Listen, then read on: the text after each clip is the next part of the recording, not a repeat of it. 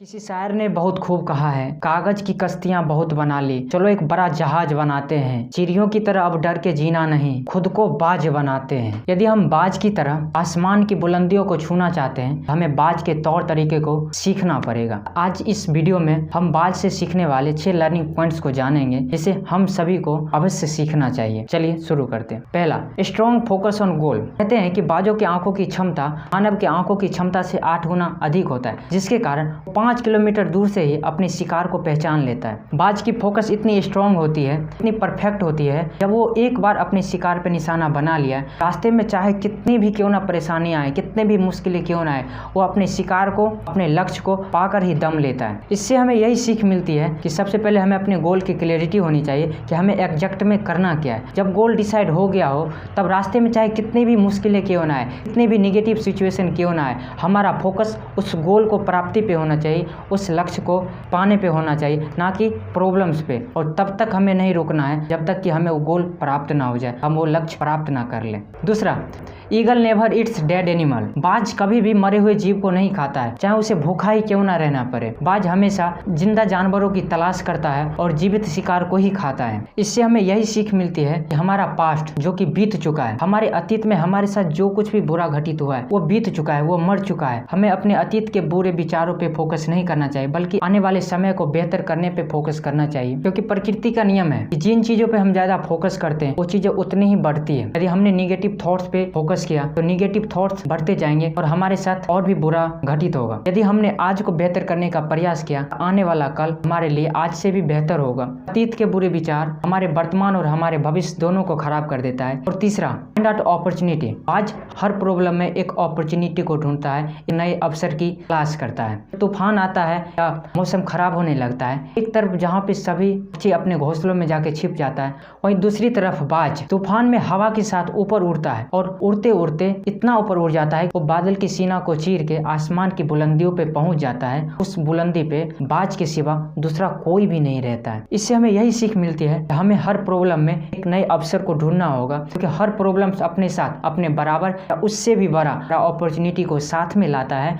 और जो इस प्रॉब्लम में अपॉर्चुनिटी को ढूंढ के प्रॉब्लम को सॉल्व करता है, वही विजेता बनता है। क्योंकि किसी ने ठीक ही कहा है कि सफलता उतनी ही बड़ी शानदार होती है जितनी बड़ी प्रॉब्लम्स को सॉल्व करता है।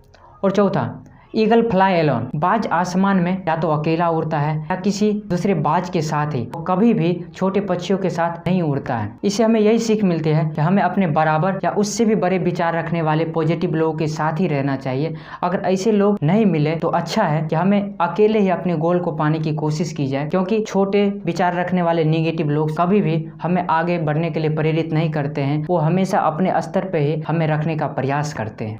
और पांचवा, never under estimate it self. बाज कभी भी अपने शिकार पे वार करने से नहीं डरता है, चाहे वो छोटे से जीव सांप, गिलहरी, मछली हो या फिर बड़े से बड़े शक्तिशाली जीव, शेर, चीता, यहाँ तक कि मानव के बच्चे पे भी वो आघात कर सकता है। इसी गुण के कारण बाज अपनी शक्ति और अपने वजन से कई गुना ज्यादा जीवों पे वो आघात करने से नहीं डरता है।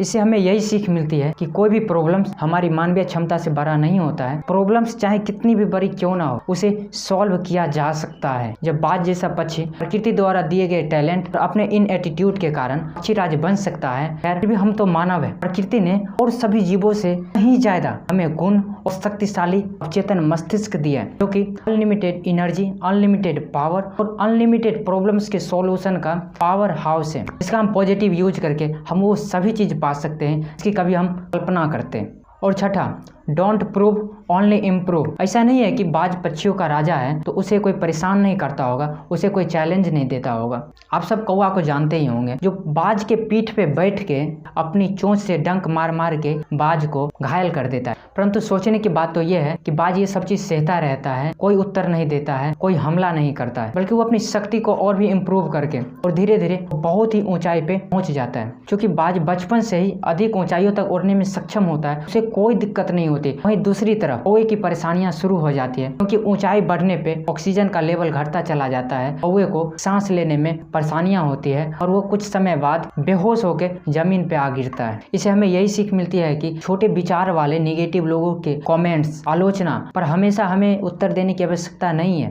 क्योंकि इससे हमारा ही समय और एनर्जी दोनों लॉस होती है। और ऐसा अक्सर देखा जाता है कि सफलता मिलने के बाद आलोचना करने वाले लोगों की राय बदल जाती है। इसलिए हमें इन एनर्जी और समय को बचा के खुद को और भी इम्प्रूव करने पे फोकस करना चाहिए। बाज के ये सारे गुण हम सभी मानव के अंदर भी होता है, बस हमें उसे जानने की आवश्यकता होती है। मुझे पूरा उम्मीद है कि इस वीडियो के माध्यम से आप अपने अंदर की क्षमता को जाने होंगे, समझे होंगे और इसे आगे इम्प्लीमेंट भी करेंगे। बाज के इस 6 लर्निंग पॉइंट से आपको कौन सा पॉइंट सबसे अच्छा लगा, इसके बारे में अपनी राय कमेंट सेक्शन में जरूर दीजिए। इस वीडियो को लाइक कीजिए और शेयर कीजिए। ऐसे ही एजुकेशनल और मोटिवेशनल वीडियोज़ के लिए चैनल को सब्सक्राइब कीजिए।